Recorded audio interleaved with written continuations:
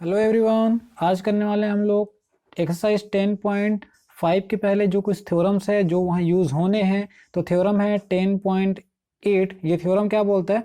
The angle subtended by an arc at the centre is double. जो angle subtended है ना, ठीक है, arc an at the centre is double. जो centre का एंगल होता है वो क्या होता है? डबल होता है। The angle subtended by it, जो वहां से एंगल सबटेंड होगा, it any point on the remaining part of circle. Circle के जो भी रिमेनिंग पार्ट्स होंगे, जो भी उसमें रिमेनिंग आर्क होंगे वहां पास, जैसे कि मैं यहाँ से एक डायग्राम आपको बना के बता रहा हूँ। ये वाला एक पॉइंट पी हो गया, ये पॉइंट एक क्यू हो गया, ठीक है। तो ये एक आर्क हो गया। तो यहाँ पास जो सेंटर पॉइंट है, यहाँ पास सेंटर पॉइंट मान के चलो इसको ओ, यहाँ पास सेंटर पॉइंट ओ है। तो यहाँ पास जो एंगल बनेगा वो क्या होगा? डबल होगा। ये आपका रिमेनिंग पोर्शन हो गया। रिमेनिंग पोर्शन पे कहीं भी जो एंगल बन रहा होगा, ऐसे अगर ये एंगल बन रहा होगा उसका क्या बनेगा? डबल बनेगा। मान के चलो कि सपोज ये पॉइंट है आपके पास ए, ये पॉइंट है पी, ये पॉइंट है क्यू। तो एंगल ए पे, ठीक है, अगर एंगल ए पे कितना बन रहा है? 30 डिग्री, ठीक है। एंगल ए पे कितना बन रहा है? 30 डिग्री। तो एंगल ओ पे कितना बनेगा? इसका डबल 60 बनेगा, ठीक है। अगर एंगल ए पे कितना बन रहा है? 60 बन रहा है। तो एंगल ओ पे कितना बनेगा? 120 बनेगा। एंगल ओ पे कितना बनेगा? 120 बनेगा। तो यही बोल रहा है the angle subtended by an arc at the centre is double. Centre is a double the angle subtended by it at any point on the remaining point of the circle. Remaining point of the circle. तो देखिए यहाँ पास क्या है? Given arc है। कौन कौन सा arc है गिवन है आपके पास? ए पी क्यू एक आर्क है, सर्कल सबटेंडेड। तो यहाँ से क्या एंगल बन रहा है? पी ओ क्यू, ठीक है। P O Q at the centre O and P A Q, ठीक है। P A Q at a point A on the remaining part of the circle. ये रिमेनिंग पार्ट है उसका। तो हमको क्या प्रूव करना है कि जो पी ओ क्यू है, पी ओ क्यू क्या होगा? इसका डबल, ठीक है, इसका डबल मतलब P A Q multiply by 2, ठीक है, मल्टीप्लाई बाय 2 हो जाएगा। तो चलिए इसी को अपने को प्रूव करना है इसको, ठीक है। तो इसके लिए अपन बहुत ही आसान तरीके से प्रूव करेंगे। तो पहले मैं लिख ले रहा हूँ, एक हम लोग यहाँ पर एक बाइसेक्टर ड्रॉ करेंगे, ठीक है। क्या करेंगे? बाइसेक्टर ड्रॉ करेंगे जो एंगल ए को as well as angle O को भी क्या करेगा? बाइसेक्ट करेगा, ठीक है। एंगल ए को as well as angle O को भी बाइसेक्ट करेगा। और इसको मैं नाम डिनोट कर देता हूँ बी, ठीक है। मैं नाम डिनोट कर देता हूँ बी। अब हमने ट्रायंगल चैप्टर्स पढ़ा हुआ है। ट्रायंगल चैप्टर्स के अकॉर्डिंग आपको पता है कि जो एक्सटर्नल एंगल होता है वो टू अपोजिट इंटीरियर एंगल के इक्वल होता है, ठीक है। तो मैं यहाँ से फर्स्ट केस ले रहा हूँ। First case, case number first यहाँ से मैं ले रहा हूँ कि एंगल बी ओ क्यू, ठीक है।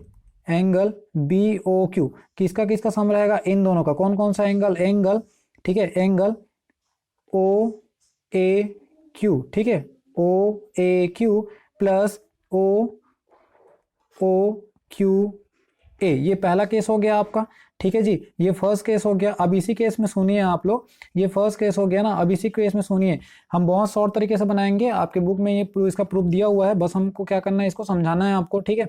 अब देखिए आप, ये ट्रायंगल हो गया। कौन कौन सा ट्रायंगल हो गया? ए ओ क्यू, ठीक है, ए ओ क्यू। यहाँ लिख रहा हूं मैं in triangle A O Q, ठीक है, in triangle A O Q. यहाँ से देखिए इन ट्रायंगल में ये वाला साइड कौन सा? ओ क्यू किसके इक्वल में है? ओ ए के इक्वल में। किसके इक्वल में? ओ ए के इक्वल में। तो आपको ट्रायंगल में पता है कि अगर दो साइड इक्वल हो तो उसके अपोजिट इंटरनल एंगल भी इक्वल होते हैं।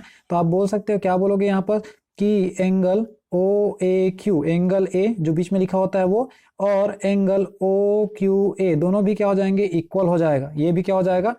इक्वल हो जाएगा। तो इक्वेशन नंबर जो 1 लिए हैं हम लोग, ठीक है, इसमें अगर मैं पुट कर दूं तो ये क्या हो जाएगा? बी ओ क्यू, ठीक है, क्या हो जाएगा? B O Q. यहाँ पुट कर दो आप इसको, इसको पुट कर दो एंगल ओ ए क्यू। अब आप जो है ना ओ A Q, O A Q किसके इक्वल में है? इसके इक्वल में। देखो ओ ए क्यू के, ओ ए क्यू के इक्वल में है क्यू ओ क्यू ए जो है, ठीक है। ओ क्यू ए जो है ओ ए क्यू के इक्वल में, तो यहाँ भी पुट कर दो ओ ए क्यू पुट कर दो। कितना हो गया? ये दोनों सेम है तो ये हो जाएगा 2 एंगल ओ ए क्यू, ठीक। तो ये वाला मिल गया आपको, है ना, और ये वाला मिल गया। अब सेम एज हम इधर का करेंगे सॉल्व, ठीक है। यहाँ पास करेंगे केस नंबर सेकेंड, ठीक है, केस नंबर सेकेंड। इसको इक्वेशन नंबर सेकेंड ले लो। अब केस नंबर सेकेंड में देखो कि B O, angle B O P, ठीक है, बी ओ पी, ये वाला बी ओ पी। तो अब आप यहाँ से देखो कि ये वाला एंगल, ये वाला एंगल, तो O A P angle O A P, ठीक है, O A P plus O P A plus angle O P A, ये दोनों हो जाएगा। अब इसको आप इक्वेशन नंबर दो, थर्ड नंबर का नाम दो। और देखिए यहाँ पास इन ट्रायंगल, मैं कौन सा ट्रायंगल लूंगा यहाँ पास, in triangle A O P, ठीक है, in triangle A O P, ठीक है, ए ओ पी। तो ये वाला साइड और ये वाला साइड देखिए दोनों का इक्वल हो जाएगा, तो O P equal to O A, ये इक्वल हो गया आपका। तो अब देखो दो साइड इक्वल है तो इनके इंटरनल एंगल्स भी इक्वल हो जाएंगे। तो इंटरनल एंगल फिर से कौन कौन सा internal angle, angle O A P equal हो जाएगा एंगल ओ पी ए का। तो यहाँ पर जो ओ पी ए है उसके जगह में आप ओ पी ए की जगह में ओ ए पी पुट कर दो, ठीक है, क्या पुट कर दो आप, ओ ए पी पुट कर दो। चलिए इसको पुट कर देते हैं, तो ये मिलेगा आपको मेरे को एंगल ओ, क्या पुट करना है अपने को, बी ओ पी, ठीक है जी, क्या लिए थे अपन लोग, बी बी ओ पी लिए थे यहाँ पास, बी ओ पी और ओ ए पी, और उसकी जगह पे भी क्या कर देंगे ओ ए पी, ठीक है। ये क्या हो जाएगा आपके पास angle O A P plus क्या हो जाएगा एंगल ओ ए पी। तो ये मिलेगा आपके पास 2 angle O A P, that is equation number 4। अब क्या करो आप, from equation second and third, sorry second और फोर्थ ले लो, तो दोनों का लेफ्ट हैंड साइड से ऐड होगा, राइट हैंड साइड से ऐड होगा। तो एंगल बी ओ क्यू को ऐड करो plus angle B O P को ऐड करो, तो आपके राइट हैंड साइड में क्या बचेगा 2 एंगल, ठीक है, 2 एंगल, ये वाला ले लो O A P plus angle O A Q, ठीक है, दोनों में 2 कॉमन है इसलिए मैं 2 को कॉमन ले लिया हूँ। तो 2 को कॉमन ले लिया। तो अब देखिए यहाँ पास मेन डायग्राम पे आ जाइए आप, मेन डायग्राम पे देखेंगे ना आप, तो पी ए क्यू बनता है, ये वाला एंगल मिलके ये वाला एंगल मिलके क्या बनता है आपका पी ए क्यू। तो यहाँ क्या लिखोगे आप 2 एंगल पी ए क्यू लिखोगे, और सेम एज ये दोनों जब मिलके बनेगा क्या बनेगा आपके पास एंगल पी ओ क्यू बनेगा। और आपको यही प्रूव करना था, इसलिए आप बुक पे ज़्यादा नहीं ना जाइए, जो जो वर्डिंग बोला गया उसको आप अपने अकॉर्डिंग अरेंज भी कर सकते हो। स्टार्टिंग का जो लिखने का होता है, कंस्ट्रक्शन क्या किए, वो सारी चीज़ें आपको लिखना होगा। कोई भी डाउट्स हो तो कमेंट बॉक्स पे जरूर कमेंट करिएगा। नेक्स्ट देखते हैं अपन लोग थ्योरम है 10.9, ठीक है, ये थ्योरम 10.9 है और बेस्ड है किस पे, इस डायग्राम पे। ये थ्योरम क्या बोलता है, angle in the same segment of circle are equal. कोई भी एक सर्कल होगा ना और सेगमेंट, सेम सेगमेंट से जो एंगल जनरेट होगा, सेम सेगमेंट मतलब देखिए P से A में एंगल ऐसे जनरेट होगा और P से ही एंगल C यहाँ पर जनरेट हुआ है, तो एंगल A और एंगल C क्या होता है, इक्वल होता है, ठीक है, एंगल A और एंगल C क्या होता है, इक्वल होता है। जैसे कि आपका सर्कल है, यहाँ पॉइंट P है और यहाँ पॉइंट Q है, तो यहाँ से मान कर चलो ऐसा एंगल जनरेट हुआ, तो P से जनरेट हुआ और P से ही ऐसा एंगल जनरेट हुआ है ना, तो ये दोनों एंगल क्या होता है आपका, इक्वल होता है, ठीक है, ये दोनों एंगल क्या होता है आपका, इक्वल होता है। ये बोला गया है कि यहाँ पास 10.9 में, इसको प्रूफ नहीं करेंगे, बस इसको समझना है अपने को। और एक चीज और समझना कि अगर angle in a semi circle, अगर कोई सेमी सर्कल है, सपोज ये ऐसा सेमी सर्कल है, मान के चलो मैं इसको थोड़ा सा आपको एक और अलग फिगर लेके बता रहा हूँ कि इसको कैसे हो सकता है ये सेमी सर्कल में, क्योंकि इसका यूज हमको अभी करना पड़ेगा नेल्स थ्योरम में ही, इसी को यूज करेंगे जब प्रूफ करेंगे अपन। सपोज ये इस टाइप का है, ठीक है, ये इस टाइप का बना हुआ है और मैं यहाँ से एक सेमी सर्कल ड्रॉ कर रहा हूँ, ठीक है जी, एक क्या कर रहा हूँ मैं, सपोज सेमी सर्कल ड्रॉ कर रहा हूँ, ये सेमी सर्कल हो गया। तो अगर वो एंगल ऐसा सेमी सर्कल पे ऐसा एंगल बनेगा, ठीक है, सेमी सर्कल पे ऐसा एंगल बनेगा, इस टाइप का एंगल बनेगा, तो ये क्या बनता है आपका 90 डिग्री बनता है। यहाँ पर जो एंगल बनता है वो क्या बनता है आपका 90 डिग्री बनता है, इस चीज को याद रखना।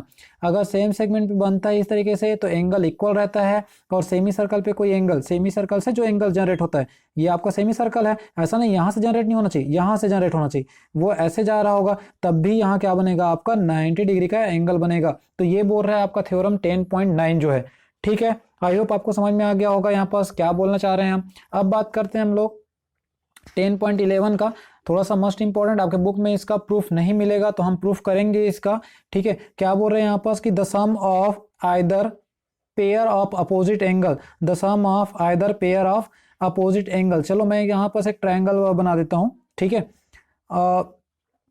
यहाँ मैं एक पॉइंट लेके चलें अपन लोग, ठीक है, क्या लेके चलें, पॉइंट लेके चलें। तो मान के चलो ये कॉर्ड, इसको जैसे ज्वाइन कर देते हैं, इसको ऐसे ज्वाइन कर देते हैं, और इसको ऐसे ज्वाइन कर देते हैं, और इसको साइक्लिक बोला जाता है, इसी को साइक्लिक क्वाड्रिलेटर जो पढ़ते हैं ना वही है ये।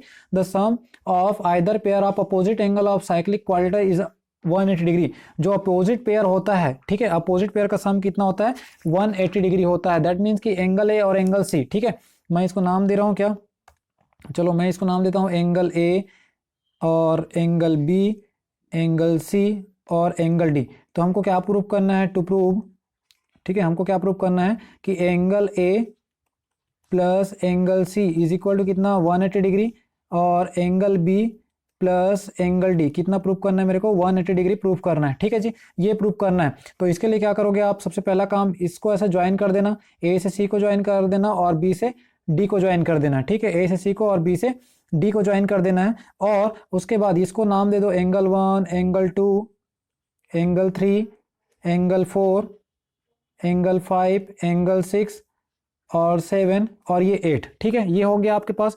ये ABCD क्या है आपके पास, एक साइक्लिक क्वाड्रिलेटर है। ABCD इज अ साइक्लिक, ठीक है, ABCD is a cyclic quadrilateral. ठीक है, तो आपको ये चीजें प्रूफ करनी है। तो अब हमने जो एंगल सेम सेगमेंट, अभी मैंने थ्योरम बताया आपको 10.9, जिसमें क्या बोला है, सेम सेगमेंट, मतलब ए से क्या बन रहा है, ये वाला एंगल बन रहा है, ए से ही देखो ये वाला एंगल बन रहा है, और ए से ही क्या बन रहा है, ये वाला एंगल बन रहा है। तो आप लिखोगे एंगल 8 और एंगल 5 इक्वल होगा। सेम सेगमेंट का मतलब यही है, यहां से ये बन रहा है और यहां से ये बन रहा है। ठीक है, ये इक्वल होगा। फिर आप देखिए एंगल से ये वाला एंगल बन रहा है, ठीक है, यहां से ऐसे बन रहा है आपका। ठीक है जी, फिर यहाँ से देखो एंगल सी बन रहा है, तो यहाँ से लिखोगे, सॉरी सी बोलता हूँ, 3 और 6, एंगल 3 और एंगल 6 बन रहा है। अब देखिए यहाँ से ऐसा कर्सर पे ध्यान दीजिए, तो ये वाला एंगल बन रहा है, फिर यहाँ से यहाँ आया तो ये वाला एंगल बन रहा है। ठीक है, तो ये इक्वल हो जाएगा आपका। ठीक है, अब एक चीज़ और क्या देखना है, यहाँ से अगर मैं इसको लूँ ऐसा, ये सेम सेगमेंट बन रहा है आपका, ये ऐसा सेम सेगमेंट बन रहा है आपका, है ना, और ये ऐसा बन रहा है, ये वाला एंगल, एंगल 4 और एंगल 1। तो यहाँ लिखोगे एंगल 1 इक्वल टू एंगल 4, और लास्ट में लिख देना एंगल 2 और एंगल 7। कौन कौन सा, एंगल 2 ये वाला एंगल, ठीक है, ये ऐसे बन रहा है एंगल 2, और ये ऐसे बन रहा है एंगल 7। मतलब सेम सेगमेंट पे बनना चाहिए, ये मिलना भी सेम सेगमेंट में चाहिए भाई। सी से कहाँ से आ रहा है, सी से बी से जाके डी पे आ रहा है, तो ये सी से ए पे जाके कहाँ, डी पे ही आ रहा है, मतलब एंडिंग भी वही होना चाहिए। तो ये हो गया। आप क्या करेंगे साइक्लिक क्वाड्रिलेटर में, ठीक है, साइक्लिक क्वाड्रिलेटर में हमको क्या पता होता है, या फिर क्वाड्रिलेटर में ही क्या पता होता है कि उनके इंटरनल एंगल का सम कितना होता है, 180। तो इसको सबको ऐड कर दो, angle 1, angle 2, angle 3, angle 4 plus angle 5 plus angle 6 plus angle 7 plus angle 8, इन सबको ऐड कर दो, कितना आ रहा है, 360। ठीक है, कितना आ रहा है, 360 आ रहा है।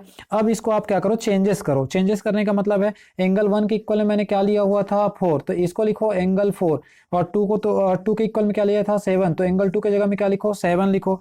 एंगल 3 के जगह में क्या लिखना है, 6 लिखना है। ठीक है, एंगल 3 के जगह में 6 लिखना है।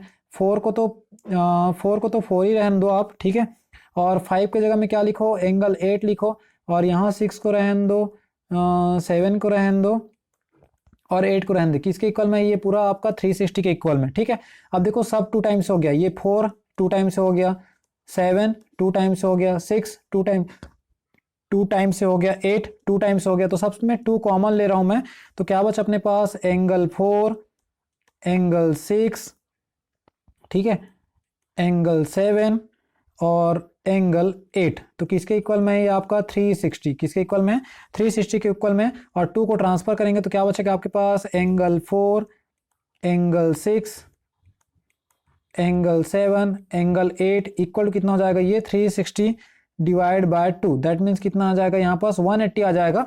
अब थोड़ा सा यहाँ पास अपने को क्या करना है, यहाँ पास देखिए थोड़ा अरेंज करेंगे। अरेंज करने का मतलब ये है कि आप एक काम करिए, 4 और 3 डायग्राम में देखिए कौन कौन सा सेम आ रहा है। तो डायग्राम में क्या आना चाहिए, 4 और 3 आना चाहिए। तो ये 6 के जगह पे 4 रख देंगे, 6 के जगह पे क्या रख देंगे, 4 रख देंगे। ठीक है, 6 के जगह पे 4 रख देंगे, और 7 8 तो ठीक है, तो 7 8 को कुछ चेंज करने की जरूरत नहीं है। ठीक है, 7 8 को चेंज करने की जरूरत नहीं है आपको। तो किसको चेंज करोगे आप, सिर्फ 6 वाले को चेंज करेंगे। ठीक है, किसको, 6 वाले को। तो ये 6 के जगह में क्या रख देंगे, यहाँ पास 3 है, 4 रहेगा, 6 के जगह पे रख देंगे 3, और ये 7 ठीक है, और ये 8 भी ठीक है। कितना आ रहा है, 180। ठीक है, कितना आ रहा है, 180। अब आप देखोगे तो एंगल ये क्या है आपके पास, एंगल डी, और 7 और 8 क्या है आपके पास, एंगल बी, ठीक है, कितना आ रहा है 180। आपको यही प्रूव करना था क्योंकि अपोजिट साइड है और अपोजिट साइड का पेयर का सम कितना आ रहा है 180 डिग्री आ रहा है। और आप सिमिलरली, ठीक है, सिमिलरली आप क्या कर सकते हो, angle A plus angle C कितना निकाल सकते हो आप, 180 फाइंड आउट कर सकते हो। तो ये चीजें आपको प्रूव करना था। कोई भी डाउट्स हो तो आप कमेंट बॉक्स पे जरूर कमेंट करिएगा। नेक्स्ट लेक्चर्स पे हम लोग एक्सरसाइज 10.5 को सॉल्व करेंगे, जो इन्हीं थ्योरम्स को यूज करके सॉल्व करना है, ठीक है। तब तक के लिए थैंक यू। कोई भी डाउट्स हो तो कमेंट बॉक्स पे जरूर कमेंट करिएगा।